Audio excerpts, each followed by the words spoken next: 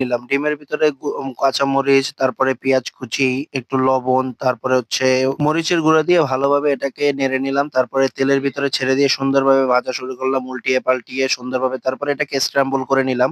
এর ভিতরে আগে থেকে ভাজা মুরগির মাংস দিয়ে সেটাকে আবার নাড়িয়ে চাড়িয়ে ডিমের সাথে ভালোভাবে মিশিয়ে নিলাম। এরপরে একটা বাটিতে কিছু আটা নিলাম, তারপরে একটু ইস্ট নিলাম। এটাকে সুন্দরভাবে মাখিয়ে দিলাম। এরপরে আবার একটা পানি নিয়ে সুন্দরভাবে এটাকে মাখিয়ে আটা করে নিলাম। এরপরে ডিম দিয়ে ভালোভাবে মাখিয়ে একটা পেস্ট তৈরি করে নিলাম। এই পেস্টটাকে আবার সুন্দরভাবে একটা বোতলে ভরে সেখান থেকে তেলের ভিতরে এই যে সুন্দরভাবে নাড়িয়ে চাড়িয়ে ছেড়ে দিলাম। যাতে একটা স্পাগেটির মতো আকার দেওয়া যায় তাই বারবার নাড়িয়ে নিচ্ছিলাম। আবার এরকম ভেজে নিলাম।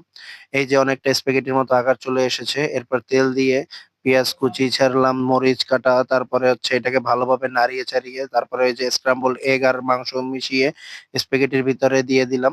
এরপরে একটু সস দিয়ে সুন্দরভাবে নাড়িয়ে চাড়িয়ে নিলাম। ব্যাস রেডি আমাদের